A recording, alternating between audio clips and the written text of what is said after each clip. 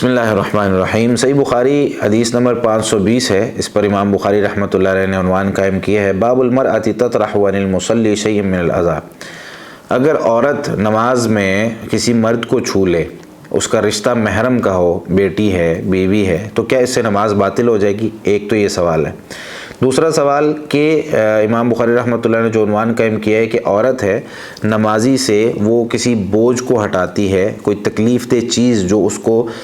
پریشان کر رہی ہے اس کو ہٹا دیتی ہے اور اس میں اس کا ہاتھ لگ جاتا ہے، تو کیا نماز باطل ہو جائے گی؟ اس میں ایک قصہ نبی کریم صلی اللہ علیہ وسلم کا جو ذکر کر رہے ہیں، اس میں سیدنا عبداللہ بن مسعود رضی اللہ عنہ فرماتے ہیں کہ بینما رسول اللہ صلی اللہ علیہ وسلم قائم، ایک مرتبہ رسول اللہ صلی اللہ علیہ وسلم نماز پڑھ رہے تھے کھڑے ہو کر، یصلی عند الکعبہ، کعبہ کے پاس، وجمع قریش فی مجالسہم، اور قریش کے بڑے بڑے لوگ اپنے مجلسوں میں بیٹھے تھے، اذ قال قائل منہم،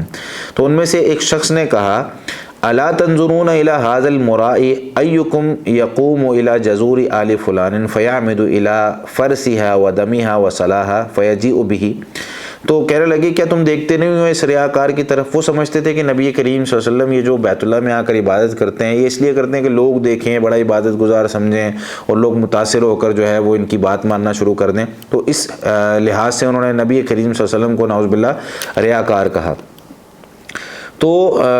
کہنے لگا کہ بھئی تم میں سے جائے اور فلاں قبیلے میں کوئی ان کا جو اونٹ ہے اس کی اوجری وغیرہ، اس کی جو گندگی ہے، اس کا خون ہے اور اس کا جو بچہ دانی ہے، اس طرح کی ساری چیزیں وہ لے آئے، ثم یمہلہ، پھر اس کے اوپر ڈال دے، حتی اذا سجد وضعہ بین کتفیہ، تو جب یہ سجدہ کرے تو کندھوں کے درمیان یہاں پر جو ہے وہ اس کو رکھ دے، اس سے اس کا جو ہے ایک تو وزن بہت زیادہ ہوگا، اٹھ نہیں پائے گا، اور دوسرا بدبو وغیرہ باقی ساری چیزیں بھی، تو ایک جو ہے وہ گندا ایک شخص نظر آئے گا، یعنی نبی کریم صلی اللہ علیہ وسلم کے حوالے سے نعوذ باللہ انہوں نے یہ پوری پلاننگ کی۔ فانبعث اشقاہم، تو ان میں سے جو سب سے بڑا بدبخت تھا اس کو انہوں نے بھیجا۔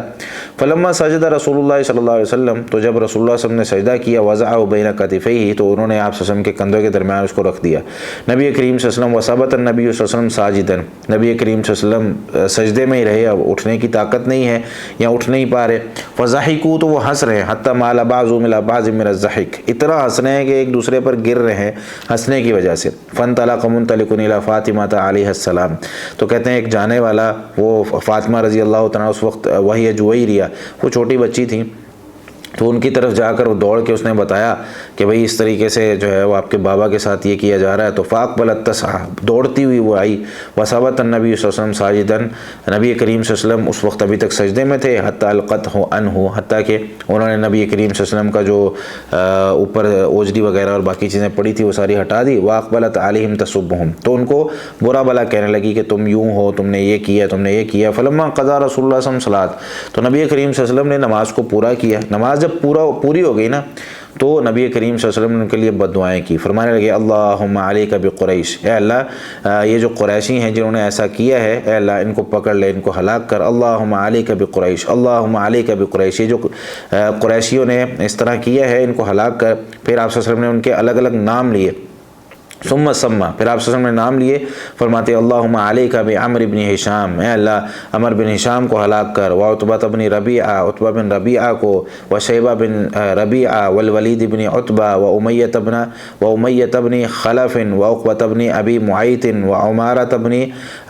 بن الولید، یہ ان سب کے نام لے کر فرمایا اللہ ان کو ہلاک کر، ان کو ہلاک کر۔ قال عبداللہ، سیدنا عبداللہ بن مسعود رضی اللہ عنہ فرماتے ہیں، فواللہ لقد رأیتہم سرعى یوم بدر، میں نے ان کو دیکھا، اللہ کی قسم میں نے یقیناً ان کو دیکھا کہ وہ بدر کے دن جو ہے وہ ایسے اوندے پڑے ہوئے ہیں۔ ثم صحبوا الى القلیب، ان کو جو ہے وہ ایک کھڈا کھودا گیا، ایک بڑا گڑھا تھا، اس میں ان کو کھینچ کے قلیب بدر، اس کو قلیب بدر کا نام دیا گیا، اس میں ان کو پھینکا گیا۔ رسول اللہ صلی اللہ علیہ وسلم نے فرمایا وَأُتْبِعَ أَصْحَابُ الْقَلِيبِ لَعْنَةً، تو اس میں جتنی بھی لاشیں ہیں ان کو ان کے پیچھے لعنت لگا دی گئی ہے، یعنی وہ ذلیل و خوار ہو کر مرے۔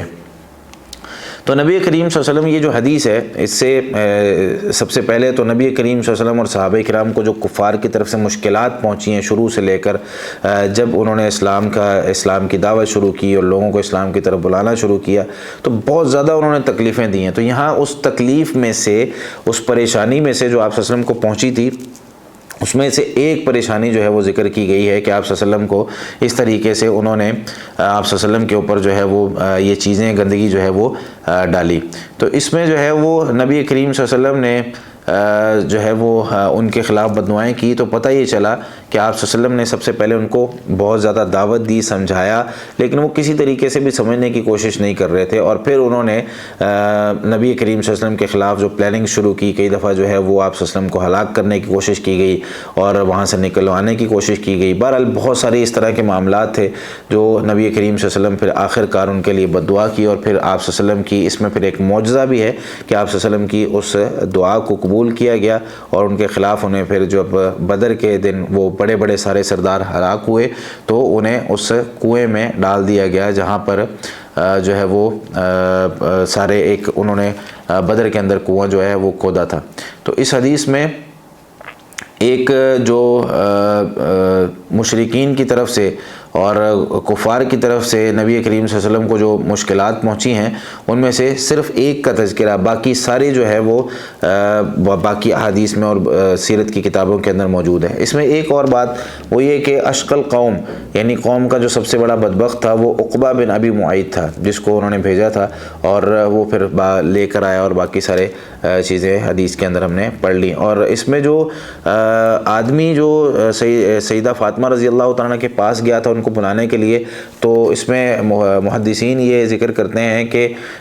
ہو سکتا ہے کہ وہ سیدنا عبداللہ بن مسعود رضی اللہ تعالیٰ عنہ ہی ہوں کہ وہ جو ہے وہ ان کے پاس گئے اور جا کے انہوں نے ان کو نبی کریم صلی اللہ علیہ وسلم کی اس حالت کے بارے میں بتایا. اللہ رب العالمین ہمیں نبی کریم صلی اللہ علیہ وسلم سے سچی محبت کرنے کی توفیق عطا فرمائے کہ ان کی اتنی محنت اور اتنی جو ہے وہ لگن کے ساتھ اللہ تعالیٰ نے انہیں جو ہے مبعوث کیا, پھر ان کا صبر اور ان کا اپنی امت کے لیے دعائیں کرنا اور تکلیفیں برداشت کرنا, پھر یہ دین ہم تک پہنچا ہے.